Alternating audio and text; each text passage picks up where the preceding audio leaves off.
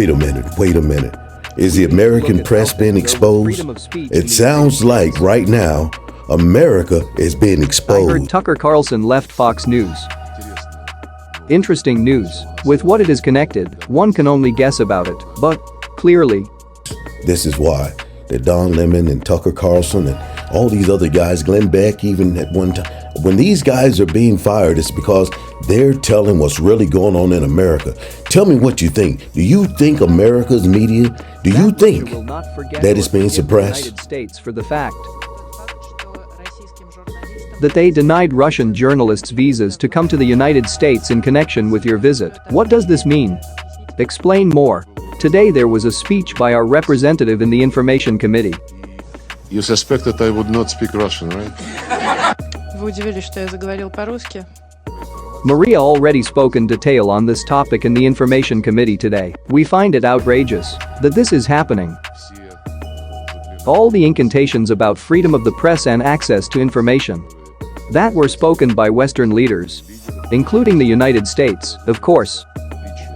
When the West has become uncomfortable with the existence of alternative points of view and the availability of opportunities for the inhabitants of the planet and citizens of the respective countries to gain access to facts that do not fit into the so-called Western narrative, then, of course, the West has radically begun to attack the media that it does not obey. Mr. Kirby, in relation to our journalists, whom they did not give visas to participate in this part of our chairmanship, he also said that Russian journalists are propagandists who have nothing to do with the American and with the so-called democratic vision of freedom of speech. Well, after all, there is the First Amendment to the US Constitution, which turns out to mean nothing in practice, and, perhaps, When we go through and we look at the First Amendment, it guarantees our freedom of religion. And also, it says that we also have freedom of speech and of the press and the right of the people to do what? To peacefully assemble. And right now, there is a systematic system designed to keep everyone apart. And not only that, folks, to bring in one world order. These people want to rule everything from Brussels, not understanding that there's a new order and they are not part of the new world order. as for our responses, we will definitely keep in mind such dishonorable behavior of the American leadership, the State Department. As I understand it, this decision was made there, and we will take this into account when the Americans need something from us. You talked about the events of yesterday and the events of a year ago. You spoke about the inadmissibility of NATO expansion, but because of the war, Finland and Sweden became members of NATO. The NATO Secretary General supports Ukraine's membership. Tell me, was it a miscalculation? And, in your opinion, what are the reasons for the war now? If NATO's border with Russia has doubled, NATO was not going to stop, and if you look at the development of events in recent years,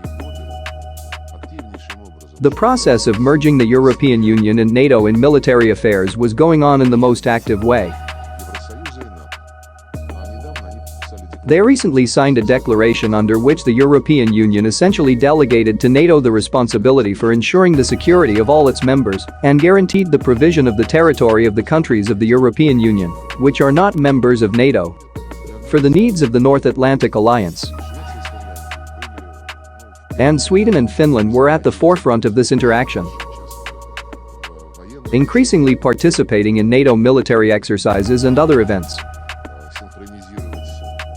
that were designed to synchronize the military programs of NATO and neutral states. So, here, you understand, this is such a beautiful figure of speech that Russia did not want to allow NATO expansion. Firstly, it was not we who did not want this so much. We believed that it was necessary to prevent it. They just promised it to us several times. But still, they lied. Now everyone already knows this. How they later lied about the Minsk agreements and much more. And then, without blushing, they admitted it. The thesis that Russia tried to prevent the expansion of NATO, but in the end it accelerated it. This is probably how you see it from your belfry. We also have our own bell towers. And the assessments that unbiased observers and political scientists make in the Russian Federation and abroad are that NATO wanted to destroy the Russian Federation. But in the end it rallied it. Therefore, let's not now draw conclusions about how all this will end. We have clearly announced our goals. And we clearly reaffirm them. Including yesterday, we reaffirmed them with our speech in the UN Security Council. What are the Americans up to? I read materials in the local press, analysts. I communicate with some old friends from among the political scientists. They are more wondering what will happen next.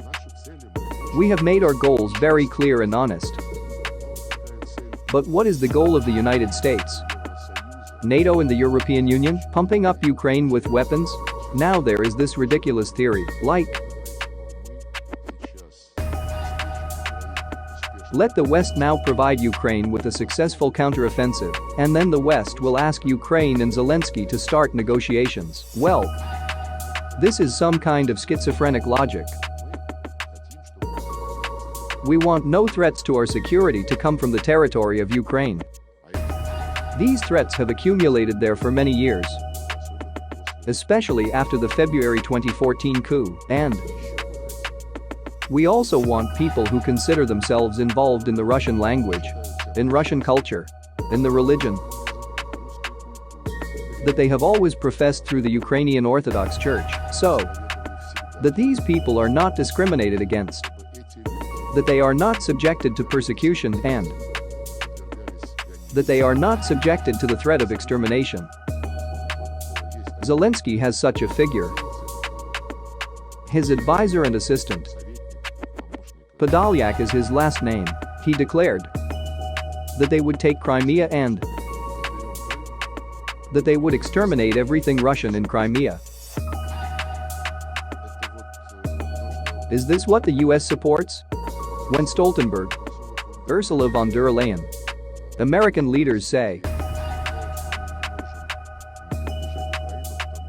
that they cannot but support Ukraine because Ukraine is fighting for their values and for democracy. Is this what democracy is about? America, you got to understand that all these nations are surrounding us right now. The petrodollar is about to fail.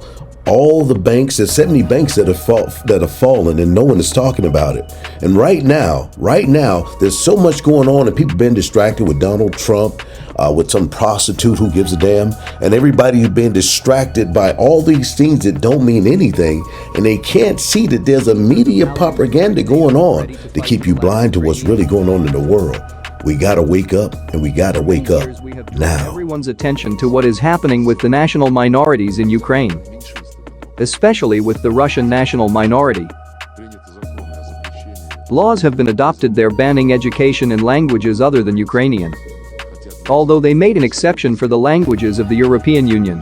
This once again emphasized the focus of this entire campaign against Russian culture.